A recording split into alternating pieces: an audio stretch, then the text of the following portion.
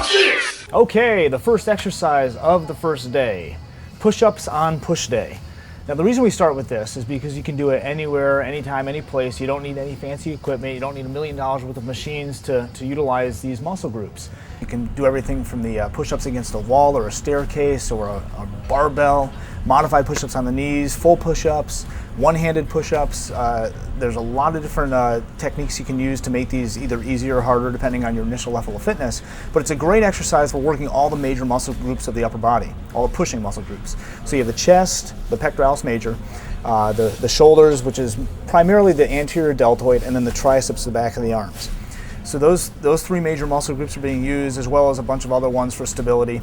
And the main motion is called horizontal, which is horizontal like this, humeral, which is the upper arm bone right here, and adduction. You're adding your arms together. So horizontal humeral adduction, and then you have a scapular abduction. You're actually bringing your shoulder blades forward away from your spine, so they're moving away from your spine. That's called abduction. So not that you need to remember that, but basically you're bringing your elbows forward and your shoulder blades forward when you do a push-up. Now these are muscles that a lot of people tend to focus on. A lot of people do a lot of bench press and stuff, but they also tend to get very tight. You need to stretch them out appropriately to prevent that, because you'll be walking around like this if you do too much of it, and also train the opposing muscle groups in the back of the shoulder blades and your upper back. So push-ups. When you're doing a push-up, you want to have your fingers in the right position so that you're not putting a lot of stress on the shoulder joint. If your hands are too high, they tend to impinge the shoulder. Your elbows are going to be up.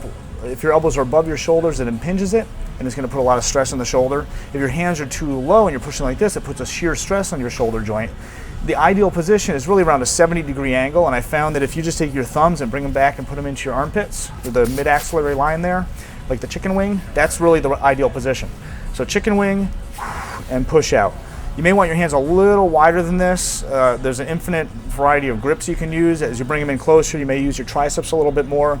As you go out, you use your chest a little bit more, but it's more stress on the shoulders. So really ideal position is probably right around here, where your forearms are parallel to each other when they're in the back position.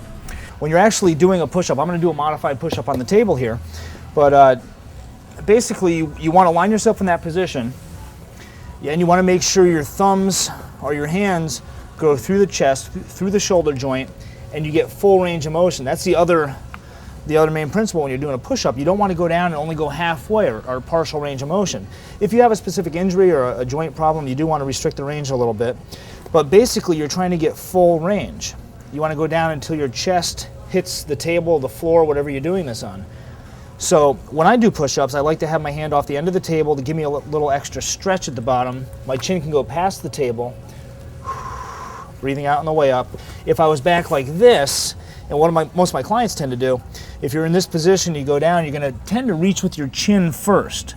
Okay, so I really tell people, try to keep your chin up and your chest down while you're doing this. And it's always a 2 or 3 second count up while you exhale, slowly down around a 4 or 5 second count. Touch, breathe out. Now, if your thighs tend to hit or your stomach tends to hit, that takes a little resistance off. You know, it turns into like a seal type movement. So you really want your hips arched up a little bit. The only thing you should be touching is your chest, and drive it up. And if you do these correctly, the right range of motion, the right hand position, they're a lot tougher than you think. I mean, I could do the real ones. I could do the one-handed, maybe one or two. But they're really tough, especially if you're doing the right cadence, the 2-3 count and the 4 or 5 count. So don't take this basic exercise for granted. It's in your program for a reason. It's in here first for a reason. It's a great standalone exercise. If this is all you had access to, a floor to do push-ups, and you didn't do anything else for your whole pushing workout, if you did enough push-ups, enough sets, enough reps, you'd have a great workout anyway. Ideal situation though, cardio, push-ups, and then on to pec fly, one of the best horizontal humeral adducting exercises on the market today.